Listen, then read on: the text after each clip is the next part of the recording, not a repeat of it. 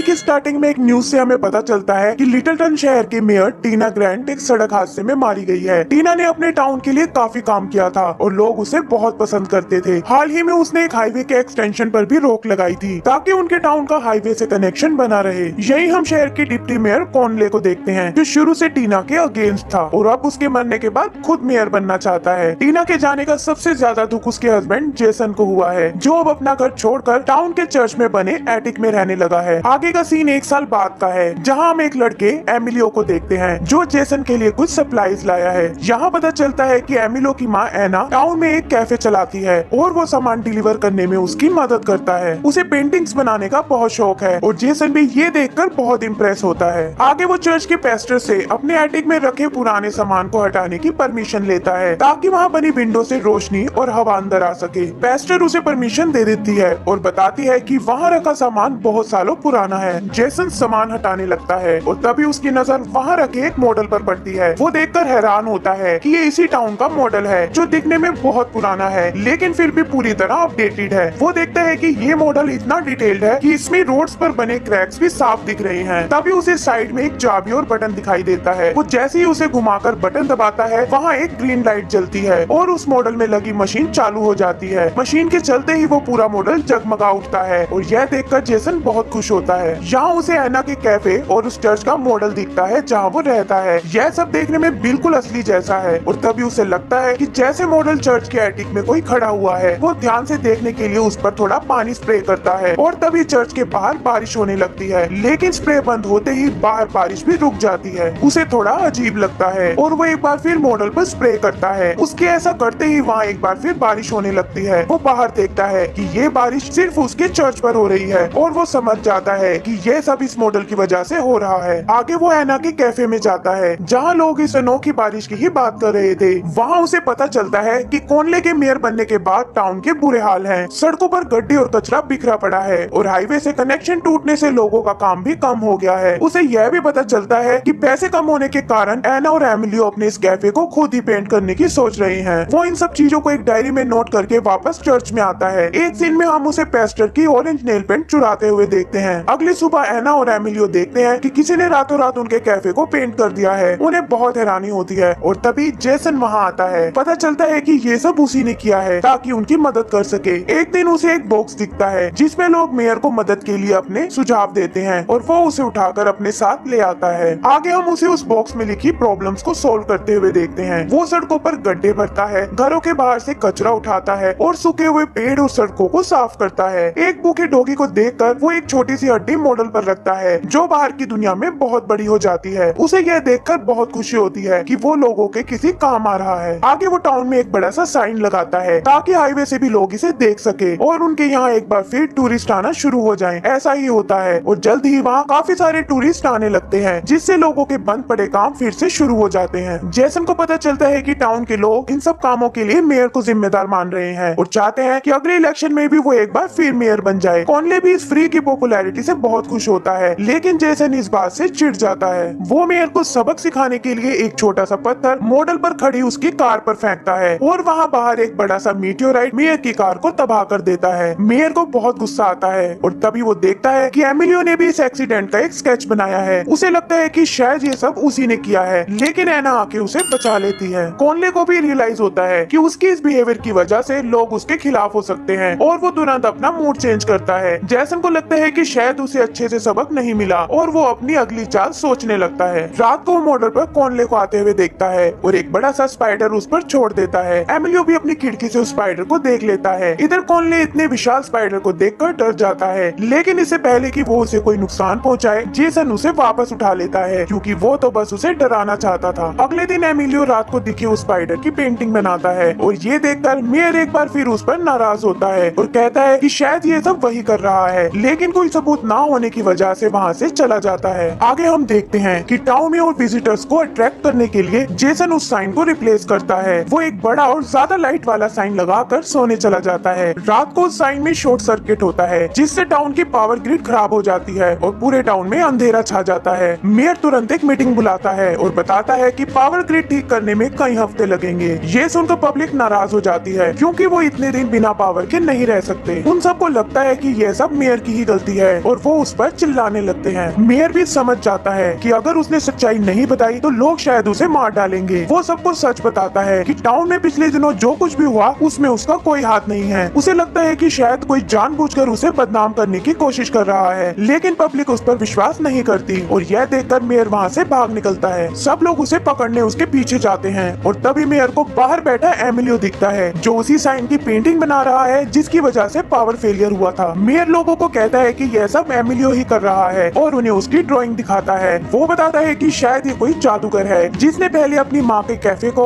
और बाद में पूरे शहर को चेंज करना शुरू कर दिया। एना एमिलियो का बचाव करती है और लोगों को बताती है कि कैसे शुरू से ही कॉनले उसके बेटे के पीछे पड़ा हुआ था और अब अपनी गलतियों को उसके सर डालना चाहता है। पब्लिक को भी लगता है कि शायद वो सही है और वो लोग कॉनले को मारने आगे बढ़ते हैं। तभी जेसन वहाँ आता है और उन सबको शांत करता है। वो बताता है कि इन सब के पीछे उसी का हाथ था और वो तो बस इस टाउन की मदद करना चाहता था। लोगों को विश्वास नहीं होता और तब जेसन उन्हें ये प्रूफ करके दिखाता है। वो चर्च में जाकर मॉडल पर कुछ माचिस की तीलियां जलाता है और देखते ही देखते बाहर भी एक बड़ी सी आग लग जाती है। वो अपनी गलतियों को सुधारने की कोशिश करता है, लेकिन तभी मेयर पुलिस को लेकर वहाँ आता है। उस मॉडल को देखकर उसकी आंखों में चमक आ जाती है और वो कहता है कि अब वो इस जगह को एक बेहतरीन टाउन में बदल देगा। वो उस मॉडल को वहाँ से ले जाना चाहता है, लेकिन जैसन उसे ऐसा नहीं करने देता। मेयर के जबरदस्ती करने पर वो मॉडल हिलने लगता है, जिससे बाहर भी एक भूकंप आ जाता है। आखिर में वो मॉडल टूट जाता है और बाहर रियल दुनिया में भी काफी तबाही होती है। आगे हम देखते हैं कि लोगों ने कॉनले को शहर से भगा दिया है और जैसन को यहाँ का नया मेयर बनाना चाहते हैं। एमिलियो उसे मॉडल से शहर को दोबारा बनाने को कहता है, लेकिन जैसन उसे बताता है कि अब वो टूटकर बेकार हो चुका है। उन्हें पता है कि इस शहर को दोबारा ठीक करने में बहुत पैसा लगने वाला है और तभी जैसन की नजर सामने पड़ी एक बड़ी सी गोल्ड रिंग पर पड़ती है। वो समझ जाता है कि शायद मेयर से हुई लड़ाई में ये उसके हाथ से मॉडल पर गिर गई थी और बाहर आकर इतनी बड़ी हो गई। एंड सीन में एक रिपोर्टर से पता चलता है कि ये गोल्ड रिंग इतनी बड़ी है कि इसे बेचकर पूरे शहर को फिर से एकदम नया बनाया जा सकता है। और इसी के साथ हमारी मूवी खत्म हो जाती है।